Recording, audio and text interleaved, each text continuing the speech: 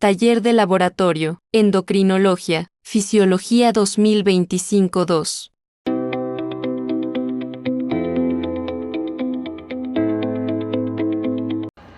La tirotoxicosis ocurre cuando hay un exceso de hormonas tiroideas circulantes, T3 y T4, por lo que se aceleran prácticamente todos los metabolismos.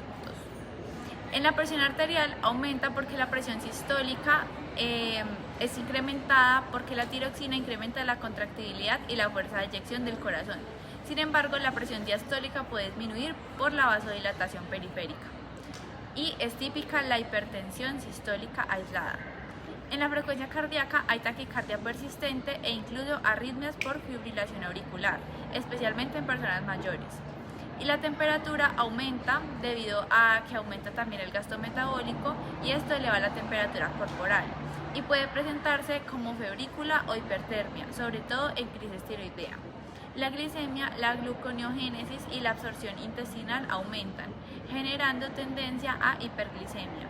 En pacientes diabéticos puede descompensar la glucosa y el estado mental hay una hiperactividad nerviosa central. Los pacientes suelen estar ansiosos, irritables, con insomnio y en casos graves hasta con psicosis tiroidea. En el caso del hipotiroidismo ocurre lo contrario, hay déficit de hormonas tiroideas, lo que lentece todos los procesos metabólicos. En la presión arterial suele haber hipertensión diastólica leve con aumento de la resistencia vascular periférica. En casos graves puede aparecer hipotensión en el coma mixedematoso. En la frecuencia cardíaca disminuye lo que se conoce como bradicardia sinusal. Con la temperatura tenemos intolerancia al frío, piel fría y seca. En situaciones extremas puede haber hipotermia. En la glicemia puede ser normal, pero algunos pacientes presentan hipoglicemia leve porque se reduce la gluconeogénesis hepática. El estado mental, el hipotiroidismo genera enlentecimiento mental, apatía, somnolencia y depresión, y en coma mixedematoso incluso estupor y coma. El ejemplo clínico sería de un paciente con aumento de peso, voz ronca, piel seca, cansancio y edema periorbital. Síndrome de Addison, insuficiencia suprarrenal primaria. Se produce por déficit de cortisol y en muchos casos también de aldosterona. Presión arterial. Hay hipotensión crónica que puede progresar a shock en una crisis addisoniana, debido a la falta de aldosterona que impide retener sodio y agua. Frecuencia cardíaca. En reposo puede ser normal, pero durante una crisis la taquicardia es compensatoria a la hipotensión. Temperatura. Puede ser normal, pero en crisis addisoniana es frecuente la fiebre. Glicemia. Disminuye porque el cortisol normalmente aumenta la gluconeogénesis y mantiene la glucosa estable. Sin él aparece hipoglicemia recurrente. Estado mental. Apatía, depresión, confusión, irritabilidad. En la crisis addisoniana puede progresar a alteración de la conciencia y coma. Un ejemplo clínico es un paciente con hiperpigmentación de piel, fatiga extrema, hipotensión postural, pérdida de peso y crisis recurrentes de hipoglicemia. Cetoacidosis diabética es una complicación aguda de las diabetes mellitus, sobre todo tipo 1, caracterizada por déficit absoluto de insulina. Presión arterial disminuye por la deshidratación severa causada por la diuresis osmótica. Puede progresar a shock hipovolémico. Frecuencia cardíaca. Hay taquicardia compensatoria debido a la hipovolemia. Temperatura suele ser normal, pero si la cetoacidosis diabética es desencadenada por una infección, puede haber fiebre.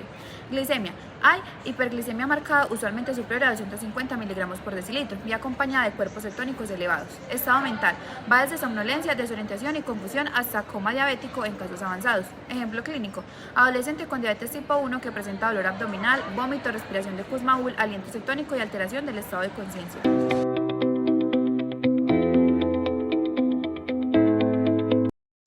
El ciclo menstrual es un proceso fisiológico controlado por el eje hipotálamo, hipófisis, ovario, con una duración promedio de 28 días, aunque puede variar entre 21 y 35 días. Primero vamos a tener la fase folicular, que es desde el día 1 hasta el día 14, y comienza con la menstruación. La hipófisis libera FSH que estimula la maduración de los folículos ováricos. Estos producen estrógenos que regeneran el endometrio y generan un pico de estrógenos hacia el día 12 o 13. Ahora tenemos la ovulación, que es el día 14, y el aumento brusco de LH desencadena la ruptura de folículo y la liberación del ovocito. Es el momento de máxima fertilidad. Y por último tenemos la fase lútea, que es desde el día 15 al 28. Y bueno, básicamente el folículo roto se transforma en cuerpo lúteo, que secreta progesterona, y pues esta hormona prepara el endometrio para un posible implantamiento. Si no hay fecundación, el cuerpo lúteo degenera, bajan los niveles hormonales y se produce la menstruación, reiniciando el ciclo. Como dato clínico tenemos que las irregularidades menstruales pueden deberse a disfunciones del eje hormonal, como en el síndrome de ovario poliquístico.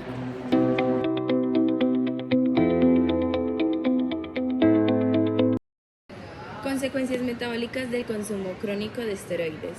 Los glucocorticoides sintéticos se usan para enfermedades inflamatorias o autoinmunes, pero a largo plazo producen múltiples efectos adversos.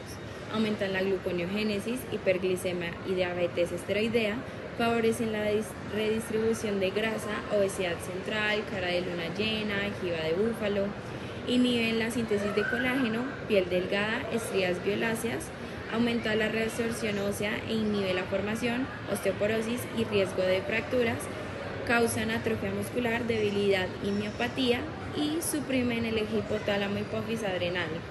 Si se suspenden bruscamente, pueden desencadenarse una crisis suprarrenal.